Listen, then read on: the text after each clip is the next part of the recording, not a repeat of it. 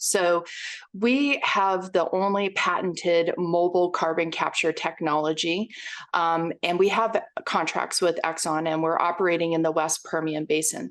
So instead of having a standalone building that is connected to an industrial site or say a gas or well processing plant, we actually are in service in the oil fields or natural gas fields directly to the pipeline. So our technology sits in the field on top of the pipeline, and there's a solvent that is created through a front end cold distillation process. And as the natural gas comes out of the well site, it goes into our technology, and the solvent absorbs the CO2 and cleans it at the same time to EPA standards. That is then re-injected back into that same well site for something called enhanced oil recovery. This saves Exxon a lot of money because, like I said, they would have to, get a truck, back it up, sequester the CO2, and then haul it off to a processing plant where they can either hold it or sell it to a secondary market. But here they're able to have, a point of service access. So it's a closed service, it comes out, processes, and goes back into the well.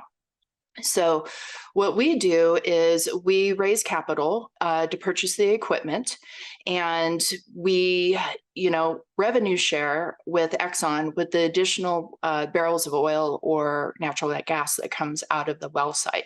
So we can leverage a particular portion of the tax code that is favorable to oil and gas and actually leverage bonus depreciation in year one for our investors. So this is, I think, as you know, this is the last year for bonus depreciation at 100%. And I think next year it goes to 80%, and it's a 20% reduction until it's phased out, which hopefully it's not phased out because I like the accelerated bonus depreciation. So that's kind of what our investment does. So if you look at somebody in California that's in a 40% tax bracket, if they invest in this technology, we'll just use round numbers because it's easy math and it's early in the morning. We'll use $100,000 investment. Well, with bonus depreciation at 100%, that will actually yield 2x their initial investment. So $200,000 in bonus depreciation. And then if you look at their basis of their tax bracket for 40%, they can actually reduce their taxable income by $80,000, which is huge if you're looking at somebody that's living in a high income tax state. So I think that's what makes this particular investment so attractive. Plus, it also cash flows. So it's really nice around that. Well, and that's the thing that's pretty cool is it has a really nice projected return. And I know it's a projection, but the one thing that I always look at is cash on cash, right? And I do an example when I show people infinite banking, and I show them 25% cash on cash. And if I get somebody inexperienced, and I'm not knocking anybody for being inexperienced, they say to me, Jim, isn't 25% high? And I say, all of the people that I know that know what they're doing, they always say the 25% is low. And I say, yeah, I'm just using a number. I'm just giving an example of what you can do. So you guys project cash on cash 40%.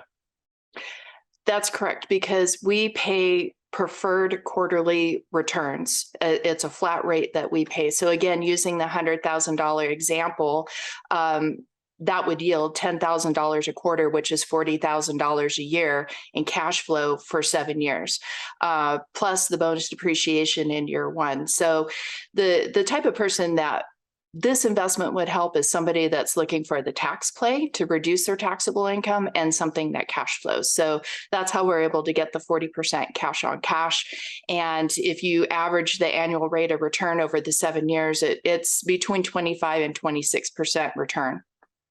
Wow.